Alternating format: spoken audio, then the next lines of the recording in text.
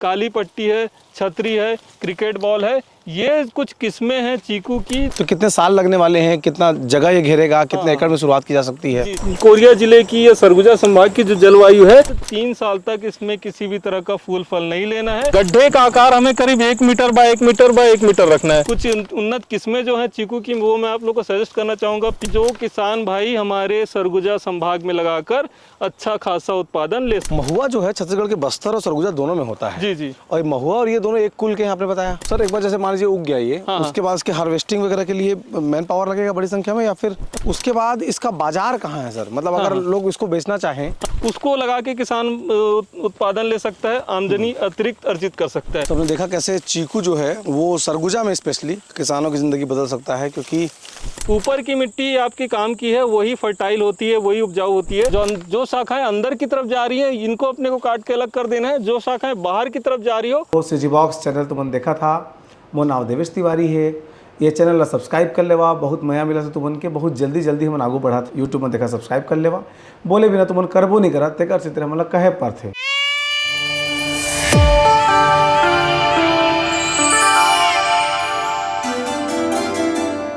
नमस्कार जोहार, आप देख रहे हैं सिजी बॉक्स। मेरा नाम है देवेश तिवारी। मैं इस समय चीकू के पेड़ के सामने खड़ा हूँ। यहाँ पर एक दो नहीं बल्कि बहुत सारे पेड़ हैं। आज जब सरगुजा रिपोर्टिंग के लिए आया हुआ था, तो यहाँ के जो एग्रीकल्चर वैज्ञानिक हैं उनसे मेरी बातचीत हुई कृषि विज्ञान केंद्र में। उन्होंने कहा कि मैंने एक सवाल पूछा कि सरगुजा के में ऐसे कौन से फसलें हैं जो धान गेहूँ के अलावा उगाई जा सकती हैं, जिनसे किसानों को अच्छा लाभ हो सकता है। उन्होंने बताया कि चीकू।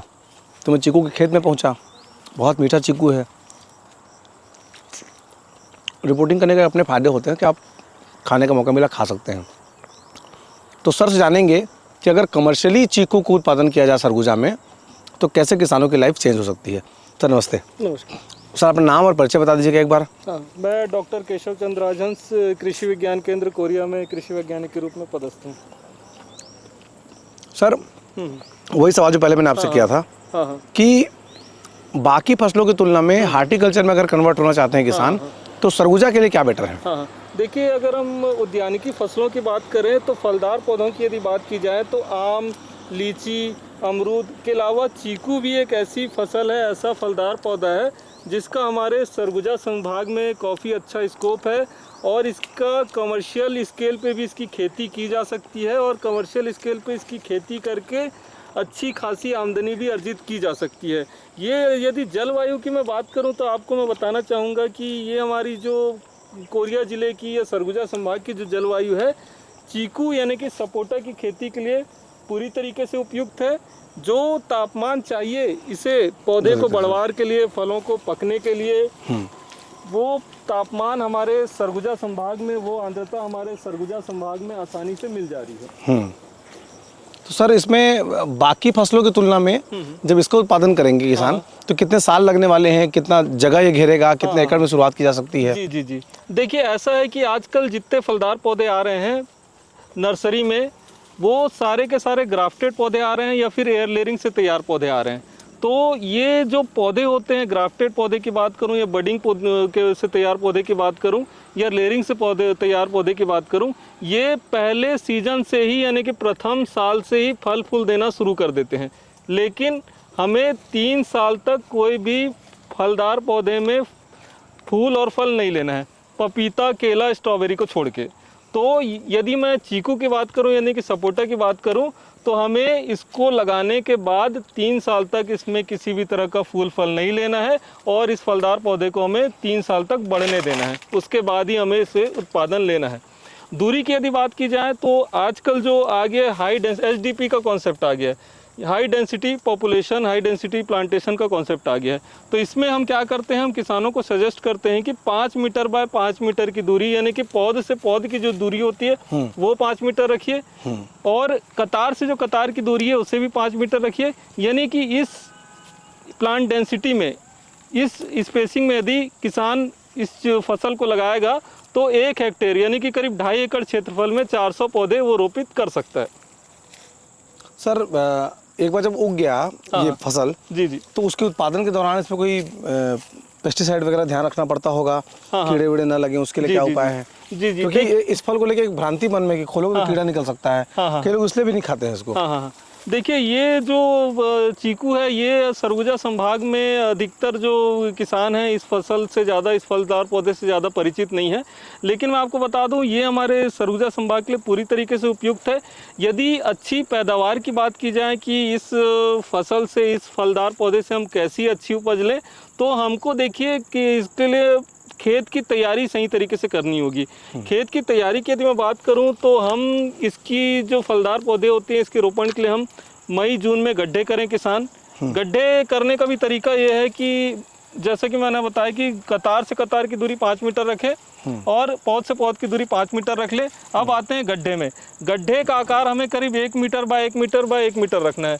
यदि किसान इतना ज़्यादा बड़ा गड्ढा नहीं खोद सकता है तो मिनिमम गड्ढे की साइज जो है 80 सेंटीमीटर लंबा, 80 सेंटीमीटर चौड़ा और 80 सेंटीमीटर गहरा होना चाहिए। और ये गड्ढा हमें खोदना है मई जून के मौसम में जब अच्छी खासी गर्मी पड़ रही हो। अब आते हैं फलदार पौध रोपण के बारे में। तो फलदार पौध का रोपण प्रायः हम जब पहली बरसात हो जाए उसके बाद ही इसकी रोपित करते हैं इन फलदार पौधों को।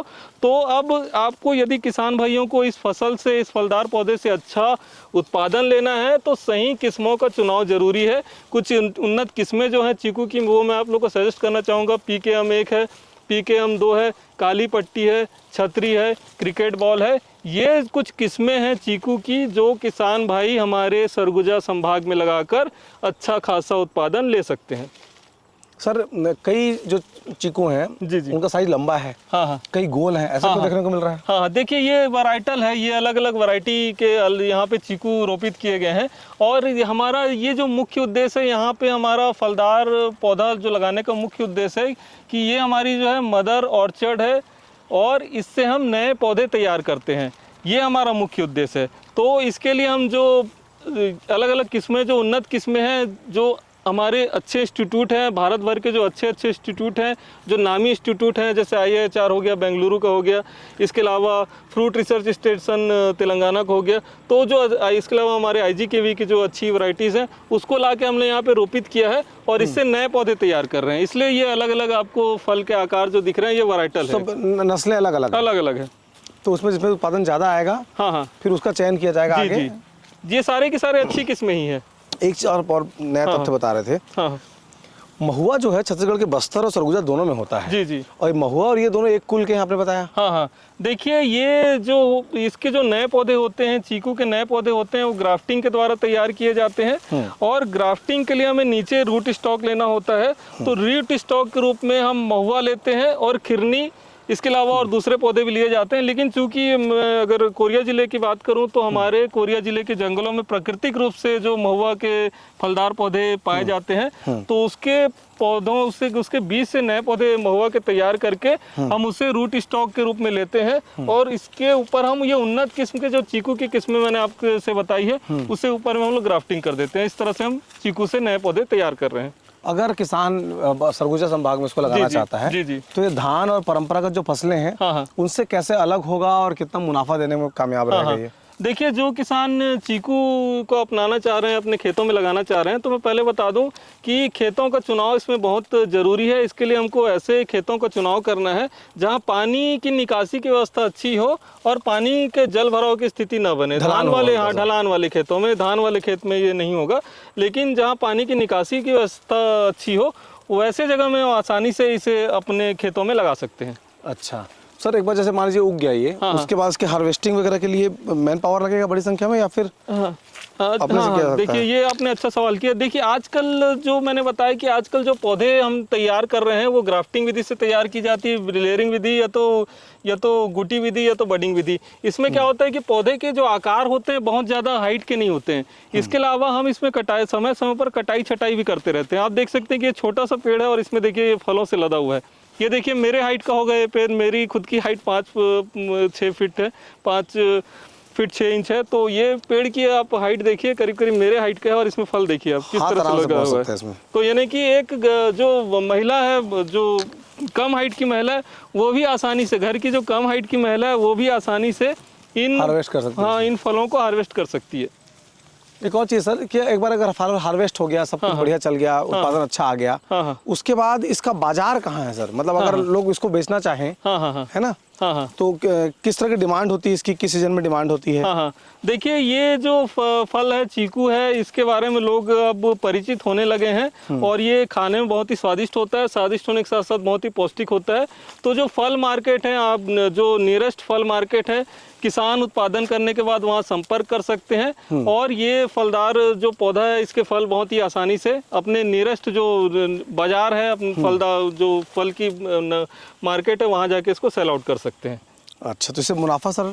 हाँ, देखिए, एक फलदार पौधा, जैसे मैंने बताया कि यदि चीकू की बात करें तो ये फलदार पौधा 3 साल बाद फल देना शुरू करेगा, लेकिन 3 साल तक आपको नुकसान नहीं होगा। शुरू के 3 साल ये जो आप स्पेस बीच में देख रहे हैं, इसमें आप अलग अलग तरह की सब्जियां लगा सकते हैं, जैसे कि अदरक हो गया, हल्दी हो गया, और भी दूसरे कंद वाली फसलें हो गई, सब पत्तेदार सब्जियां हो गई, उसको लगा के किसान उत्पादन ले सकता है, आमदनी अतिरिक्त अर्जित कर सकता है। यदि मैं इस चीकू की बात करूं तो चीकू जो है हमें 3 साल बाद उत्पादन देना शुरू करेगा। यदि एक पौधे से मैं बात करूं तो एक पौधे से हमें मिनिमम 20 केजी और अधिकतम जो है 1 क्विंटल यानी कि 100 केजी के आसपास प्रति फलदार पौधा हमें प्राप्त होता है। बाजार में क्या भाव रहता होगा ये? बाजार में इसका आसानी से हमें 80 से 100 रुपये तक, मिनिमम भी बात करूं तो 50-60 रुपये हमें किलो में बिक जाता है। अगर गिरे हाने 50 रुपये में अगर किसान के पास से लेकर जाता है, तो एक पेड़ में लगभग 100 क्विंटल भी 1 क्विंटल भी हो सकता है। हाँ, यदि हम कम भी मान ले, अगर हम उसको 20 केजी भी माने तो भी उस किसान इससे अच्छा खासा आमदनी अर्जित कर सकता है। तो हमने देखा कैसे चीकू जो है वो सरगुजा में स्पेशली किसानों की ज़िंदगी बदल सकता है, क्योंकि फ्रूटिंग जो है वेदर के हिसाब से बहुत अच्छा है। आपको लगता होगा कि ये कौन खाता होगा, लेकिन शहरों में इसकी काफ़ी डिमांड है, बहुत महंगा मिलता है, आसानी से उपलब्ध होता है, बाज़ार भी आसानी से इसका मिल सकता है। तो अगर आप भी इसकी खेती करना चाहते हैं तो कोरिया का जो कृषि विज्ञान केंद्र है या आपके नज़दीकी जो कृषि विज्ञान केंद्र है, वहाँ आप संपर्क करेंगे तो वहाँ के जो अधिकारी हैं वो आपको इसके बारे में ज़रूर सहायता देंगे। और कुछ सर जो बताना छूट रहा हो? हाँ, ये देखिए, इसमें चीकू में आपको कुछ बातों का ध्यान रखना है। एक तो मैंने बताया था कि जैसे इसको रोपण है, किसान भाइयों को सही समय पे कर ले। गड्ढा जो है, गड्ढे में आपको कुछ खाद विशेष रूप से डालना पड़ेगा जब भी आप इस फलदार पौधे को लगाए। जैसे कि मैंने बताया था कि गड्ढा आपको 1 metre by 1 metre by 1 metre का करना है और गड्ढे की मिट्टी को आप अलग खोद के अलग कर लीजिए। गड्ढे की आधी जो मिट्टी है उसको खोद के अलग कर लीजिए, ऊपर की मिट्टी, और जो अंदर की मिट्टी है उसको खोद के अलग कर लीजिए। ऊपर की मिट्टी आपकी काम की है, वही फर्टाइल होती है, वही उपजाऊ होती है। तो इसमें पौधे लगाते समय करीब आपको 100 से 150 ग्राम नीम की खली डालना है, 50 ग्राम इसमें बोन मील यानी कि हड्डी का बुरादा डालना है, करीब 20 से 30 ग्राम बोरेक्स खाद डालना है। इसके अलावा यदि आपके क्षेत्र में दीमक की समस्या हो तो आप करीब 20 से 30 ग्राम या 50 ग्राम तक क्लोरोपाइरीफॉस डस्ट आता है, उसको मिट्टी में अच्छी तरीके से मिला ले। उसके बाद ही इस फलदार पौधों को रोपित करें। और इसमें हर साल आपको कटाई छटाई करते रहना है। कटाई छटाई करने का तरीका ये है कि जो शाखाएं बाहर की तरफ बढ़ रही हैं उनको आप बढ़ने दीजिए, और जो अंदर की तरफ बढ़ी है, देख सकते हैं यहाँ की कुछ शाखाएं जो अंदर की तरफ आ रही हैं, ये इनको हमें काट के अलग कर देना है। जो शाखाएं अंदर की तरफ जा रही हैं इनको अपने को काट के अलग कर देना है। जो शाखाएं बाहर की तरफ जा रही हो उनको हमको रखना है। और इस तरह से यदि इस ऑर्चर्ड का, इस बगीचे का सही तरीके से मैनेजमेंट करें किसान, तो अच्छी खासी आमदनी किसान ये चीकू के ऑर्चर्ड से कर सकता है। ठीक है सर, तो फिर जो सीजी बॉक्स देख रहे हैं, आपको पता है हमारा एक किसानी सेगमेंट है जिसमें हम इस तरह के जो नई नई चीज़ें आपके बारे में बताते रहते हैं। आपको ये खबर कैसी लगी कमेंट बॉक्स में ज़रूर बताइएगा। तो सीजी बॉक्स चैनल तुमने देखा था, मोर नाम देवेश तिवारी है। ये चैनल सब्सक्राइब कर लेवा, बहुत नया मिला से तुमन के बहुत जल्दी हम आगू बढ़ा। यूट्यूब में देखा सब्सक्राइब कर लेवा, बोले बिना तुमन करबो नहीं करा तेकर से तेरे मतलब कहे पर थे।